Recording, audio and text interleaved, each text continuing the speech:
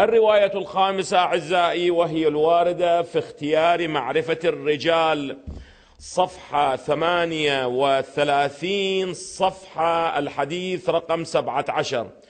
الرواية أعزائي عن ابن أبي عمير عن إبراهيم بن عبد الحميد عن أبي بصير قال: قلت لأبي عبد الله: ارتد الناس إلا ثلاثة، أبو ذر وسلمان ومقداد.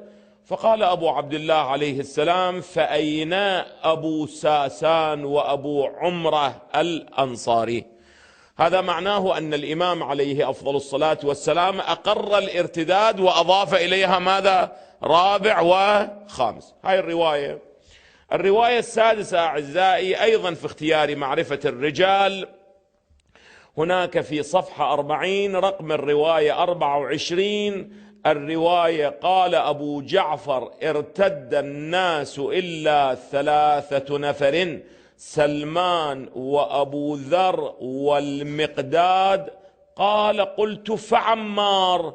قال: قد كان جاض جيضة، أيضا حصل في قلبه ماذا؟ أيضا شيء من الشك. يقول: جاض عنه، حاد وعدل.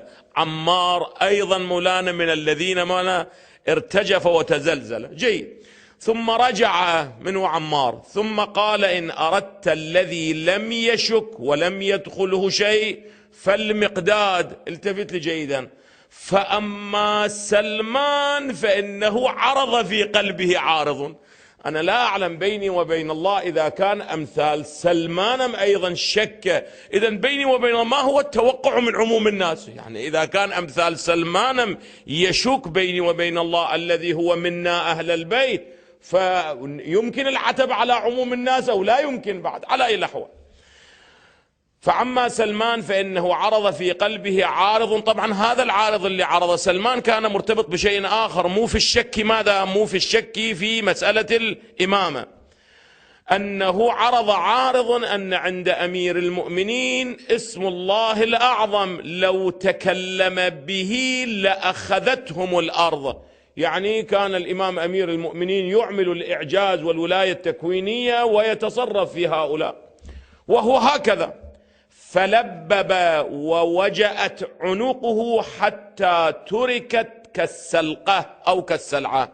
يقول: عندما أيضا لم يبايع بيني وبين الله ضغط عليه، فمر به أمير المؤمنين فقال له: يا أبا عبد الله، هذا من ذاك، بايع. أنت ما بايعت، الآن لابد أن تدفع الثمن، وهذه سنة الحياة. فبايعه. وأما أبو ذر فأمره أمير المؤمنين بالسكوت ولم يكن يأخذه في الله لومة لائم فأبى. هسه أنا ما أدري هذه مدح لأبي ذر لو ذم لأبي ذر، عندما يأمره أمير المؤمنين بالسكوت وهو لا يستجيب، وهذا معناه أنه خالف إمام زمانه. الإمام ده يأمره بالسكوت، فكيف يأبى عن ذلك؟ لا يمكن أن يكون ملكيا أكثر من الملك أعزائي، إمام زمانه يأمر. على أي الأحوال الرواية هو فيها كلام أعزائي. هاتان الروايتان لم تصححا من قبل أحد، ولهذا أيضا الروايات لا يمكن الاطمئنان إلى سندهما.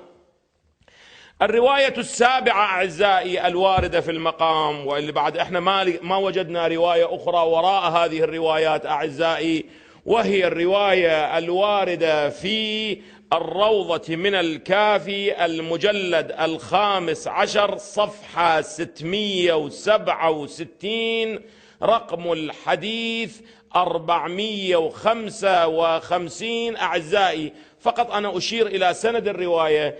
الرواية أعزائي في مرآة العقول للعلامة المجلسي المجلد 26 صفحة 334 اللي رقم الرواية 455. قال: الحديث 55 و400 مجهول. إذن هاي الرواية السابعة أيضا ماذا؟ مجهولة من حيث السند. والآن ما أريد أدخل في التفاصيل لماذا مجهولة. التفتوا لي أعزائي، مضمون الرواية التفت إلى الرواية أعزائي، هذه الرواية لا يوجد فيها كفر أو ارتداد، ولكن فيها تعبير آخر. الرواية: قلت لأبي جعفر عليه أفضل الصلاة والسلام: إن الناس يفزعون إذا قلنا إن الناس ارتدوا. يقول: إذا نقول لهم أن المسلمين ارتدوا بعد رسول الله ويصيبهم الفزع والخوف، كيف يمكن أن أصحاب رسول الله والمسلمين جميعا ارتدوا؟ فقال: يا عبد الرحيم، إن الناس عادوا بعدما قبض رسول الله أهل جاهلية.